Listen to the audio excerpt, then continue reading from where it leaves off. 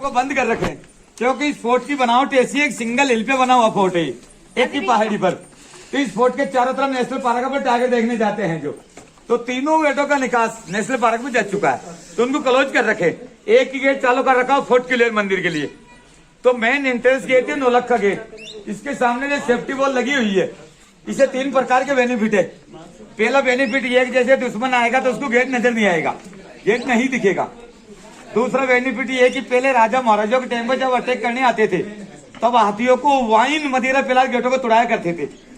तो जैसे वहां से सूदा हाथी भाग कर आएगा तो उसे टल लेना पड़ेगा, टलने उसका पावर खत्म हो जाएगा, पीछे सरकत जोश नहीं बना पाएगा, खड़ा खड़ा ताकत अजमाएगा तो सब गेटों के लोहे के नकेले भाले लगे हुए उससे घायल हो जाएगा। तीसरा बेनिफिट ये है कि पहले अपने लकड़ी की मोटी सारी तना लेते थे, 10 या 20 सोल्जर मिलकर गेट को तोड़िया करते थे, तो सिर्फ नहीं तोड़ सकते, पहले सेफ्टी वॉल को तोड़ना पड़ेगा, फिर गेट पर अटैक करना पड़ेगा। इसलिए सेफ्टी वॉल से 3 प्रकार के बेनिफिट है। ये ना वही गलती कर दी ना, और मैं पोर्ट्रेट वाला ले आया फोकल लेंस। भैया किताब वाले भैया, वो सबसे आगे कुंजी वाले भैया, किताब वाले भैया। इधर देखो, अरे चेंज कर। यहाँ पर जो सामने देख रहे हो ये यहाँ पर 5 देव है, हनुमान जी है, शिव जी है, गणेश जी है, भैरव भवानी है। जब राजा जयंत ने इस फोर्ट का निर्माण किया था 5th सेंचुरी में, राजा जयंत ने, यानी 1600 साल पुराना फोर्ट है, 5वीं सदी का बना हुआ है। फिर राजा जयंत के बाद में यहाँ पर चौहान वंश आने तक 100 साल यादवों ने शासन कर दिया था, यादव वंश। फिर आ गए थे चौहान वंश, पृथ्वीराज चौहान का पुत्र आया था गोविंद राज चौहान, यहाँ पर 1192 में उन्होंने आकर राज्य स्थापित कर दिया था।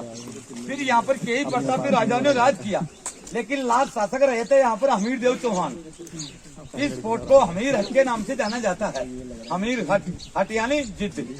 4 तरह की हट होती है सर, एक तो होती है बाल हट, दूसरी त्रिया हट, तीसरी राज हट और चौथी हमीर हट।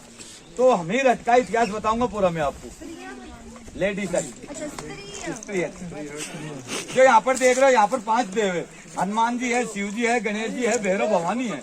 जब राजा जयंत ने इसका निर्माण किया था 5th सेंचुरी में, तब पहले भगवान की 5 मूर्ति यहाँ पर स्थापित की थी, क्योंकि अपन भी कोई नया निर्माण करते हैं तो भगवान की 2 प्रतिमा जरूर रखते हैं। तो ये तब से है। हाँ,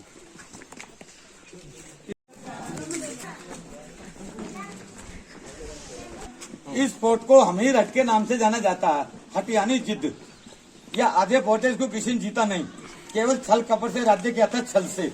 बड़े लोग कहते हैं घर का बेदी लंका ढाए। तो लास्ट शासक रहे थे यहाँ पर हमीर देव चौहान। तो हमीर देव चौहान को यहाँ पर 1282 में यहाँ के सिंहासन पर बिठाया था।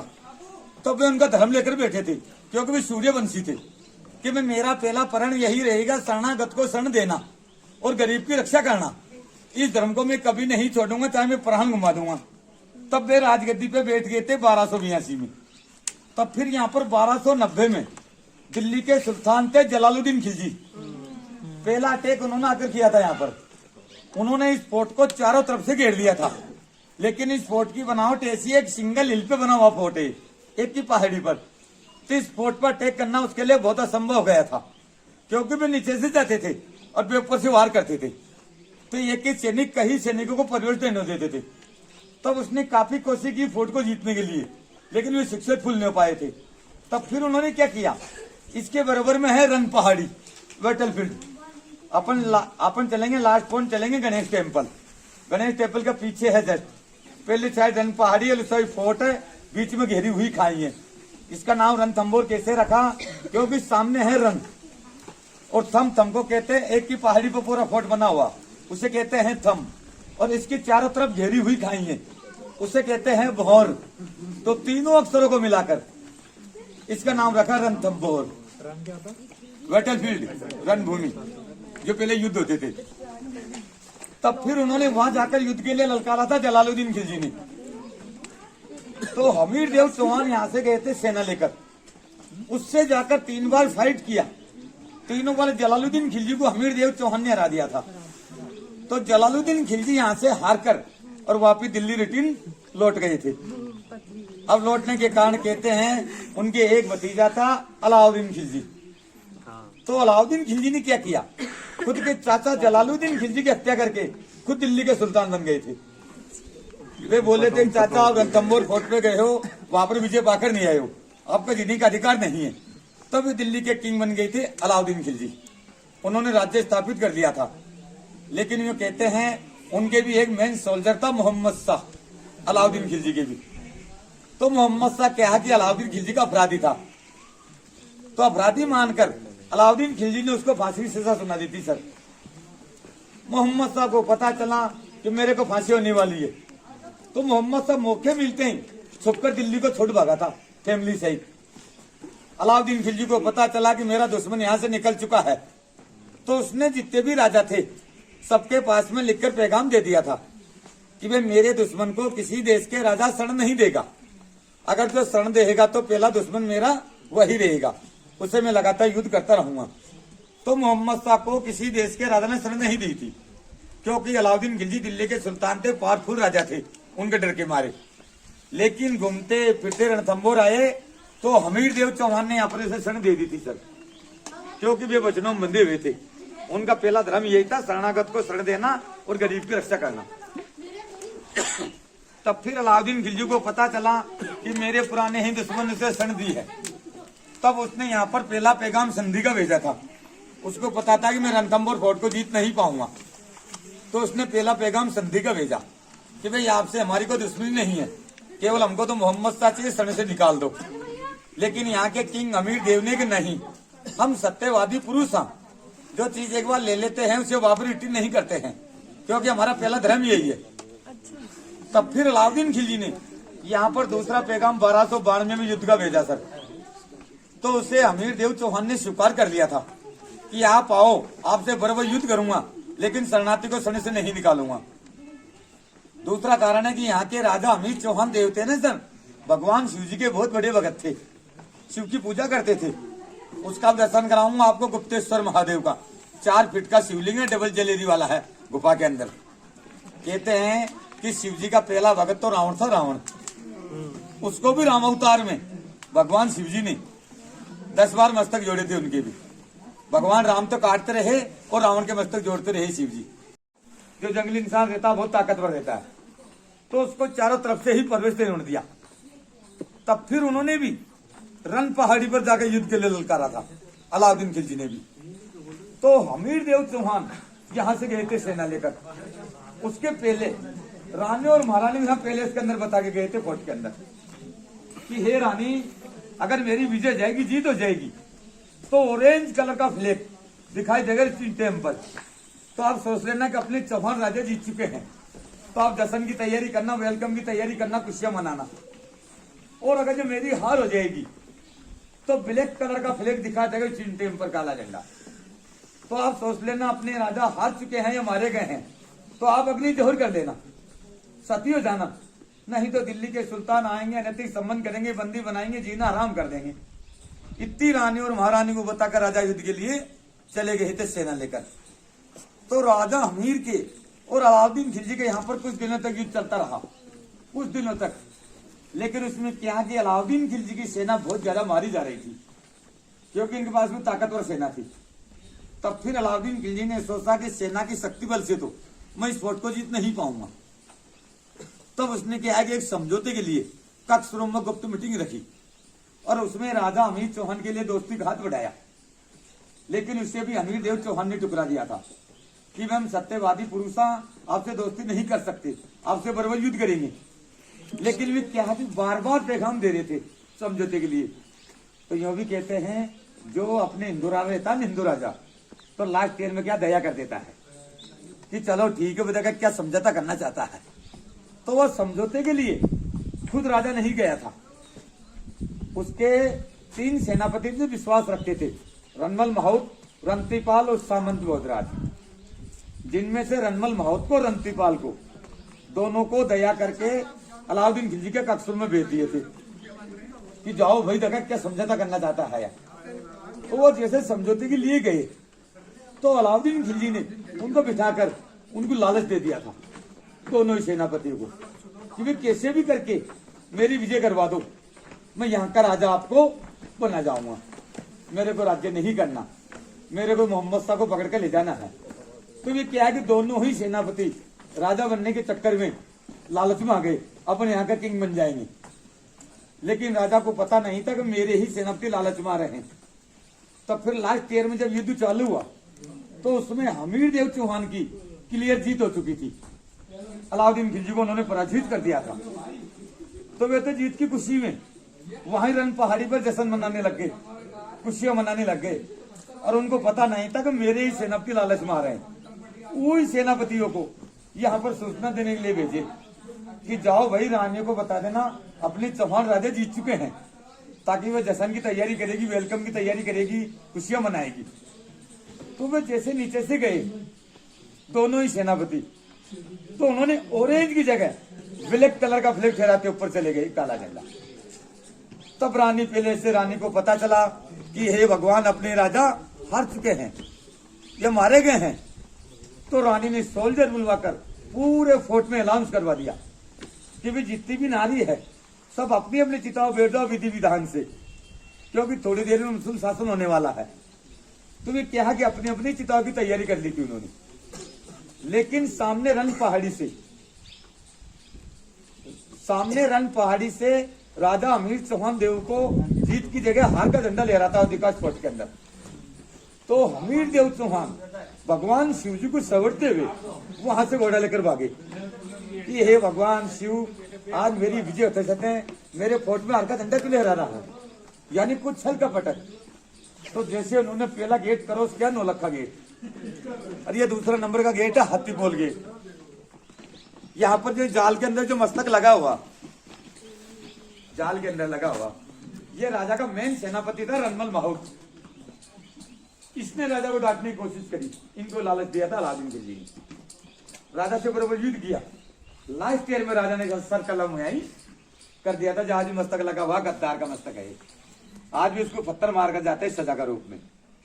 फिर यहां से आगे बढ़े, जो अपने तीसरा नंबर का गेट आएगा गणेश कोल गेट, उसको दूसरा सेनापति ने बंद कर दिया था ताकि राजा ऊपर ना पहुंचे, रानी को बचा ना पाए।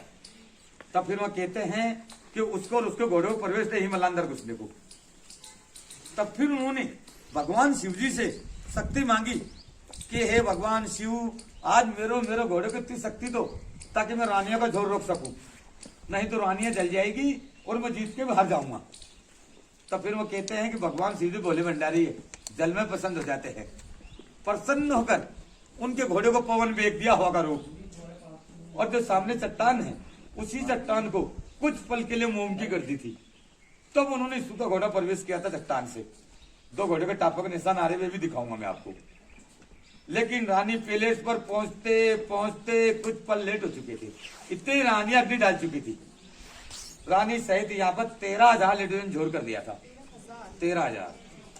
फिर जलती ही रानियों को देख के राजा हमीर चौहान देव बहुत क्रोधित हुए, बहुत दुखिया हुए। उनके एक बेटी थी हमीर देव की, पद्मनी बाई, वह अनमेरी लड़की थी। अनमेरी लड़की अपने हिंदू धर्म में अग्नि जोहर नहीं कर सकती थी, वह सती नहीं हो सकती थी वह। तब फिर उसने क्या किया, कहते हैं कि राजा के पास में जो पारस पत्थर था, पारस मणि, जो लोहा को टच करता है सोना होता था, उसको लेकर उसकी बेटी ने जल जोहर कर लिया था, जल सुसाई। इसी फोर्ट के अंदर पद्मावती तालाब है। पद्मनी नाम था, पद्मावती रानी चित्तौड़गढ़ की थी। हाँ, इसका नाम पद्मनी था, वह अनमेरिड थी, इसने जल जोहर किया था। फिर राजा हमीर चौहान इस फोर्ट में घूमे तो चौहान वंश का कोई नहीं बचा था सर, सब जल चुके थे, बेटी जल जोहर कर चुकी थी। फिर राजा ने पहले तो दूसरा सेनापति को पकड़ा जो गेट बंद किया उसको पैलेस के अंदर, उसे खत्म किया। और फिर उन्होंने ये प्रण ले लिया कि इस फोर्ट पे मैं राज्य नहीं करूंगा, क्योंकि अगर मैं राज्य करूंगा तो दूसरे देश के राजा मेरे नाम पर थूकेंगे, मेरा नाम अमर नहीं रहेगा। तो वे कहा कि इस फोर्ट को छोड़कर जा रहे थे जंगल की तरफ, सतपोल गेट से निकलकर भगवान शिव जी की भक्ति में। लेकिन इसमें जंगल में जाकर एक भगवान शिव जी का मंदिर है, उस मंदिर के सामने जाकर वे रुक गए, क्योंकि यहाँ पर जो गुप्तेश्वर के अपन दर्शन करेंगे यहाँ, तो यहाँ डेली भक्ति करते थे वे, तो डेली पुष्प वगैरह सब चढ़ाते थे। तब वे निकल कर जा रहे थे, तब उनके पास में कुछ नहीं था भगवान को देने के लिए। तब फिर भगवान से कहने लगे कि हे भगवान शिव, आज आपको देने के लिए मेरे पास कुछ नहीं बचा, क्योंकि मैं सब खो चुका हूं, जीत के भी हार चुका हूं मैं तो। तब फिर उन्होंने क्या दिया भगवान को? उनके पास तो कुछ नहीं था सर। क्या दिया? खुद का मस्तक काट के, शीश काट के, और भगवान शिव जी के चरणों में अर्पित कर दिया था वीरदेव चौहान ने भी। पर लेकिन ये कहते हैं उनका शीश को देखते हुए, उनकी भक्ति को देखते हुए भगवान शिव जी बहुत दयालु है, प्रसन्न होकर स्वयं प्रकट हुए और उनका शीश को वापिस जोड़ा और प्रजा को मैं वापिस जीवन दान दे दूंगा, क्योंकि आपके साथ में धोखा हुआ, विजय आपकी हुई है। लेकिन वीरदेव चौहान ने कहा नहीं, हम सत्यवादी पुरुष हैं, जो चीज एक बार किसी को दे देते हैं तो वापिस नहीं लेते हैं, और जो ले लेते हैं उसे वापिस नहीं देते हैं। हमारा एक ही धर्म है, आप तो मेरे मस्तक को स्वीकार करो। तो राजा तो काटता रहा और शिवजी रिटिन जोड़ते रहे।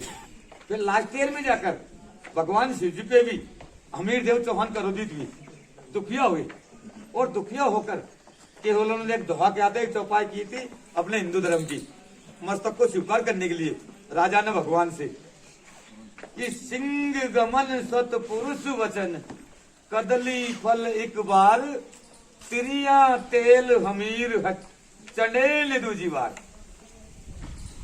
इसका मतलब होता है जो सिंह रहता है उसकी लाइफ में एक ही बार गमन करता है, और जो कदली फल, जो अपने केले का पेड़ रहता बनाना का, उसमें एक ही बार केला आता है, दोबारा फल नहीं लगता, उसे काट दिया जाता है। और जो सच्चा पुरुष रहता है उसके मुख से एक ही बार सत्यवादी निकलती है। और जो तिरिया तेल, जो अपनी भारतीय लेडीज है, किसी बहन या बेटी की शादी करते हैं तो उसकी लाइफ में उसके तेल और हल्दी एक ही बार चलता है शादी के टाइम पर ही, दोबारा तेल नहीं चलता लेडीज के। तब फिर धोखा सुनकर भगवान शिवजी ने उनके मस्तक को स्वीकार कर लिया था। तब से इस फोर्ट को हमीर हट के नाम से जाना जाता है। हमीर हट, हट यानी जिद। तब फिर यहाँ पर अलाउद्दीन खिलजी ने शासन कर लिया था 1301 जुलाई सोमवार को आकर, लेकिन उन्होंने ज्यादा शासन नहीं किया। 1301 में आए और 1303 में यहाँ छोड़ के चले गए। फिर 1303 में जाकर उन्होंने चित्तौड़गढ़ पर आक्रमण किया, जो पद्मावती रानी की जो मुगी बनी हुई है। तो वहां क्या है, रतन सिंह राजा को तो उन्होंने छल कपट से बंदी बना लिया था, लेकिन वह भी अग्नि जोर कर दिया था। वहां 16,000 लेडीज जोर किया था चित्तौड़गढ़ में। फिर 1303 के बाद में इस फोर्ट के अंदर कोई नहीं रहा, इसलिए ज्यादा खंडर हुआ है। फिर लास्ट में आए थे यहाँ पर राणा सांगा, महाराणा प्रताप के दादाजी। कहते हैं कि मुगल से सबसे ज्यादा युद्ध राणा सांगा ने ही किया था। युद्ध करते करते उनके शरीर पर 80 घाव लग गए थे राणा सांगा के। तो उन्होंने घाव भरने के लिए इस फोर्ट पर आकर राज्य किया था, क्योंकि जितने भी फोर्ट है सब दूर से दिखते हैं, ये फोर्ट नहीं दिखता है, जंगल के अंदर है, दूर से जागोगे तो नजर नहीं आएगा। दूसरा कारण है कि पहले डॉक्टर वगैरह थी नहीं, जंगल की जड़ी बूटी से जख्म भरते थे। तो जख्म भरने के लिए आए थे 1509 में, और 1527 तक राणा सांगा रहे थे यहाँ पर। फिर उसके बाद में जयपुर दरबार के अंडर में चला गया। जो जयपुर के राजा थे सवाई मानसिंह, सवाई माधो सिंह, उनका अंडर में रहा ये फोर्ट। अब सरकार के अंडर में है आर कलोजी एसआई के। ये इसका इतिहास है।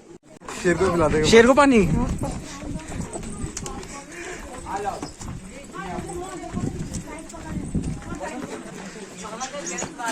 उसको पकड़े रखो, मिलेगा।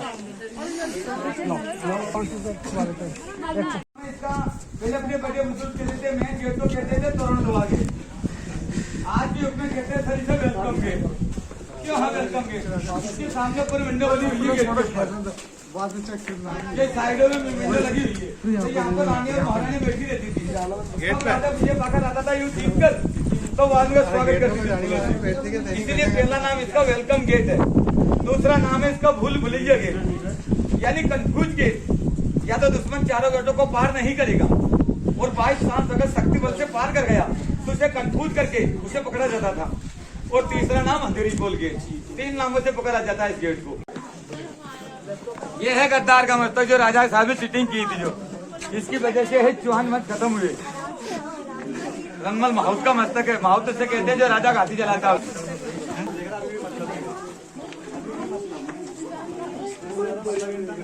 16,000 वहाँ पे, कि मतलब मजाक चल रहा है।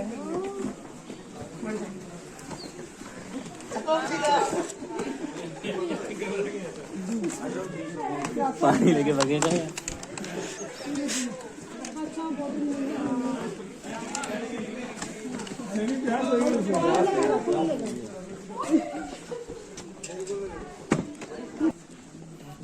वो भी बोल दो आप।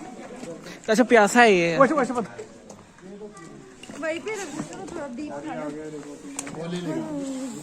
मेरा ना खींच ले।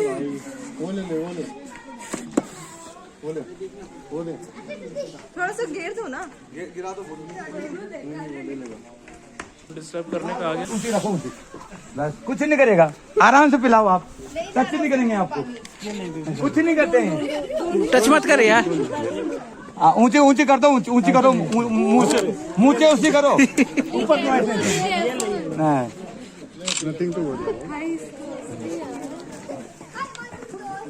कुछ ही नहीं करेंगे, ऊंचे करके पिलाओ आराम से। पिलाओ पिलाओ पिलाओ, आराम से पिलाओ, कुछ नहीं करते हैं। लंबी पीने की रहती है ना। अब ये क्या, ये प्यासे हैं।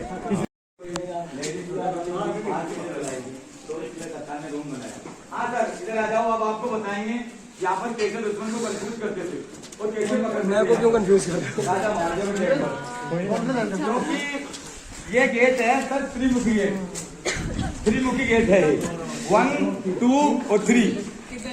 हाँ हाँ, जो सामने गेट लगा हुआ, पीछे जो गेट लगा हुआ, इसके पीछे पहले क्या करते थे, घेरे हुई खाई देते थे गोद के डीप, उसको हल्की हल्की पत्तों घासों से ढक कर रखते थे। हाँ, और जो यहाँ पर जो निशान देख रहे हो, जो हुक लगे हुए, ये हुक लग रहे हैं हाथ पार यहाँ इसके। पहले यहाँ पर एक सिंगल गेट और लगा हुआ था। अब तो क्या सरकार ने हटा दिया, वर्ल्ड हेरिटेज में आ गया, अच्छा मेंटेनेंस हो जाएगा। तो एक ही गेट क्या है कि 2 काम करता था। इसी गेट को योग कर योग घुमाते थे तो ये वाला बंद होता था, और उसको वापस खोलते थे तो ये वाला बंद होता था। एक गेट 2 काम करता था। तो इसको बंद रखते थे, या तो दुश्मन चारों गेटों को पार नहीं करेगा, और बाई चांस अगर सट गया तो सब गेटों को टच करता आएगा। इस गेट को टच करेगा, यार ये गेट घूमकर ये वाला बंद हो जाएगा, और दुश्मन आराम से दोस्त में सुधर जाएगा भागता हुआ, तो वह खाई में गिर जाएगा। तो उसे राजा के बेटी बंदी बनाकर पकड़कर राजा का पेश करते थे। इसीलिए इस गेट को कंफ्यूज गेट के नाम से बना हुआ। इसमें नाइट में बिल्कुल रास्ता नहीं दिखता है।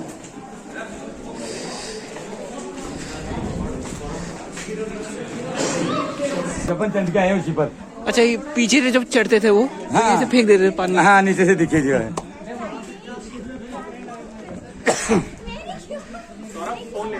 सर इसके चारों दिशा में 4 गेट बताए मैंने आपको। इसकी इस फोर्ट के चारों दिशा में मैंने आपको 4 गेट बताए हैं। पहला गेट नौलखा जब आए हैं, दूसरा दिल्ली गेट यहाँ पर है, तीसरा सतपुल गेट यहाँ पर है, और चौथा सूरजपुल गेट यहाँ पर है। लेकिन तीनों गेटों को बंद कर रखे हैं इनको, क्योंकि इस फोर्ट के चारों तरफ नेशनल पार्क पर टाइगर देखने जाते हैं जो, तो इनके निकाल नेशनल पार्क में जा चुका है, तो इनको क्लोज कर रखे हैं। एक ही गेट चालू कर रखा फोर्ट क्लियर मंदिर के लिए। तो यहाँ से आए बने घूमते हुए, ये घूमते हुए, ये घूमते हुए यहाँ पर खड़े हुए हैं अभी। अब यहाँ से चलेंगे अपने घूमते हुए, तो यहाँ से जंगल का व्यू देखेंगे। जोन 3 का जोन बहुत अच्छा दिखेगा।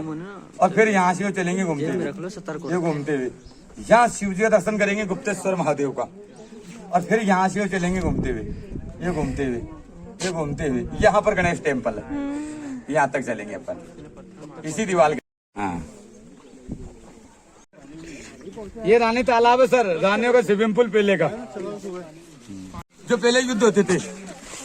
तो इसका नाम रणथंबोर कैसे रखा, क्योंकि सामने है रंग और थम, थम को कहते हैं एक की पहाड़ी पर पूरा फोर्ट बना हुआ, इसे कहते हैं थम। इसके चारों तरफ दीवार खिंची हुई है, और जो बीच में खाई है उसे कहते हैं भौर।